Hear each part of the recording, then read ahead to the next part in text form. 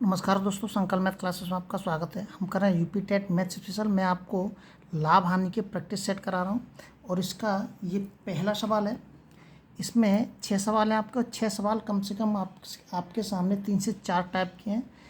मैं आपको अलग अलग टाइप के सभी टाइप के जितने भी सवाल हैं वो सब बता दूंगा और उनसे बाहर आने की कोई उम्मीद नहीं होगी। ये पहला सवाल है मेरा। एक घोड़े को 20,000 रुपये बेचा जाता है, मतलब सेलिंग प्राइस होगा, जिस पर 25% का लाभ होता है। देखिए, जब हम किसी चीज़ को बेचते हैं क्या करते हैं, 20,000 रुपये में बेच रहे हैं। 20,000 रुपये बेचने पे 25% का लाभ हो रहा है, मतलब 125। ये जो मैंने लिखा है अब 20,000 बट्टे 125, अगर मैं इसमें यहाँ पर 100 का गुणा और कर दूंगा तो समझ लेना आपको कॉस्ट प्राइस मिल गया। ये सभी तरीके के सवाल मैं आपको बता चुका हूँ पहले भी। 20,000 रुपये का बेचने पर 25% का लाभ हो रहा है। अब वो कह रहा है कि मुझे 40% का लाभ चाहिए। कितने का लाभ चाहिए? 40% का। लो, सवाल हो गया आपका। कैलकुलेशन कर दीजिए इसकी। जैसे ही आप इसकी कैलकुलेशन कर देंगे आपको उत्तर मिल जाएगा। 25 पंजे 125, 25 अट्ठे 200, 5 से ये कट जाएगा, 5 दूनी 10, 5 अट्ठे 40, 8 का इसके अंदर गुणा कर दीजिए, 8 अट्ठे 64, 8 दूनी 16, 16 और 6 24 और 2 जीरो। कितने रुपए का बेचना होगा उसे? वह घोड़ा उसको 24,400 रुपये में बेचना होगा, यदि उसे 40% का लाभ चाहिए तो। हो गया, छोटा सा सवाल है। लेकिन अगर इसी सवाल को मैं एक सवाल को थोड़ा सा अच्छे से समझा देता हूँ ताकि आपको आगे कोई परेशानी नहीं होगी। देखिए, अगर मुझे कॉस्ट प्राइस निकालना हो, मतलब सेलिंग प्राइस दे रखा है। क्या दे रखा है? सेलिंग प्राइस दे रखा है। इस सेलिंग प्राइस में इस जो कोई भी हम बेचेंगे उस पर लाभ हानि तो होगा ही होगा। जो लाभ हानि होगा उसका हम नीचे क्या कर देंगे? भाग दे देंगे। भाग देने के बाद 100 का गुणा कर देंगे। तो जैसे ही मैं इसकी कैलकुलेशन करूँगा, यहाँ पे जो उत्तर निकलेगा वो क्या आ जाएगा आपका? कॉस्ट प्राइस, मतलब कितने में वो खरीदा था। ध्यान रखना, दोनों पॉइंट इंपॉर्टेंट है। अगर उसने यहाँ पे सेलिंग प्राइस निकालना है, माना कि उसने कॉस्ट प्राइस दे दिया। अब मान लीजिए ये 20,000 रुपये उसका सेलिंग प्राइस नहीं है, कॉस्ट प्राइस है। मैं आपको समझाने के लिए लिख रहा हूँ इनको, केवल कॉस्ट प्राइस है। मतलब 20,000 रुपये में उसने क्या है? खरीदा है। ये क्या है? ये अब कॉस्ट प्राइस माना है मैंने, क्योंकि मैं सेलिंग प्राइस निकाल रहा हूँ कि कैसे निकालते हैं शॉर्ट तरीके से। ये कॉस्ट प्राइस, उसने 20,000 रुपये में कोई चीज़ खरीदी है। अब 20,000 रुपये में खरीदने पर उसने उसको जो बेचा है तो उसको कितने का लाभ हो रहा है? उसको लाभ हो रहा है, मान लीजिए कि 25% का लाभ हो रहा है, तो 125 बट्टे 100।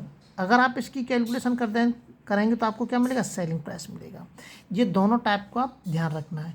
लेकिन मैंने यहाँ पे क्या किया है? सीधा कर दिया है कि 20,000 रुपये का उसने मतलब क्या किया? बेचा है, तो उसको 25% का लाभ हो गया, मतलब कॉस्ट प्राइस निकल के आ गया। क्या आ गया? कॉस्ट प्राइस निकल के आ गया। और लाभ हानि किस पे होता है? हमेशा खरीदने पे होता है। तो ये कॉस्ट प्राइस आ गया। अब इस कॉस्ट प्राइस पे ही तो लाभ हानि होगा। कॉस्ट प्राइस पे कितने का लाभ हानि होना है? 40% का।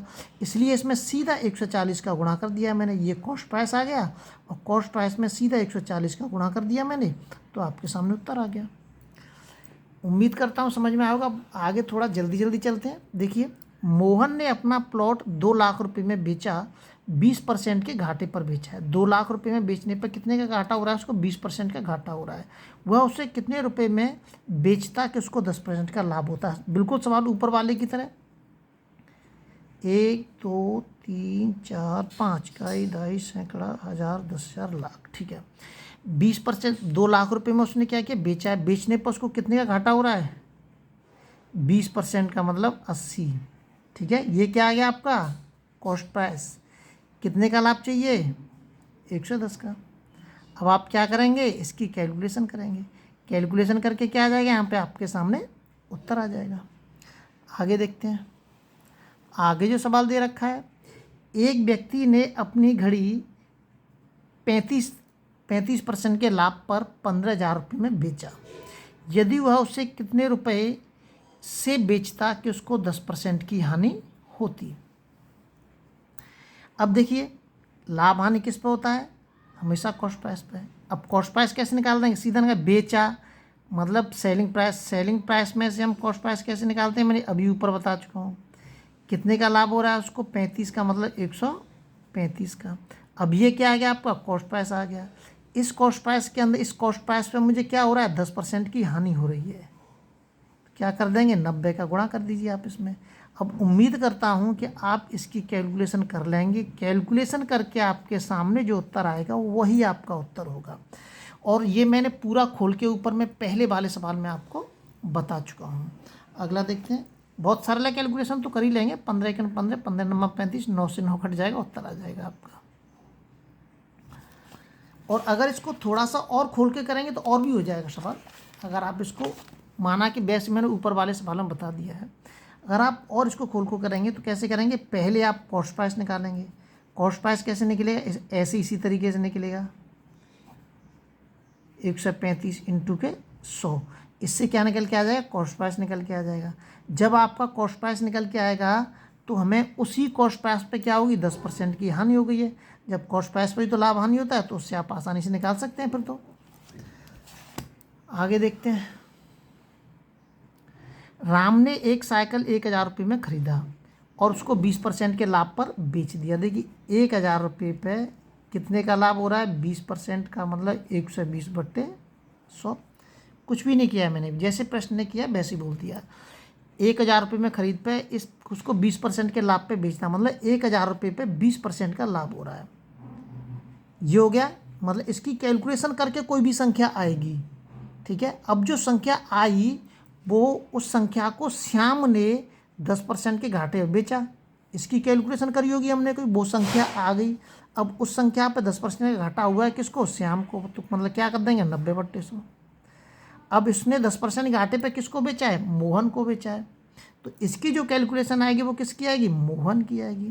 तो हो गया सवाल आपका, हो गया। 12 नम्मा 160 और 1 0 बच रही है यहाँ पर। ये इस टाइप के सवालों का, टाइपों का विशेष ध्यान रखें और इन टाइपों को ध्यान रखें आप। इसी टाइप के आपको सवाल मिलेंगे। एक व्यक्ति ने अपना सामान 10% के लाभ पे बेचा है, ध्यान से समझना है। 10% के लाभ पे उसने बेच दिया।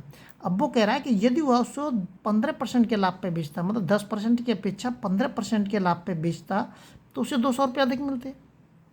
अब सोचिए, इसमें थोड़ा सा सोचिए कि 200 रुपये ज़्यादा कम मिल रहे हैं उसको, जब मिल रहे हैं जब वो 10 से बढ़कर 15 पे पहुंच गया है। मतलब कितने का अंतर आ रहा है, 5 का आ रहा है, 5% का।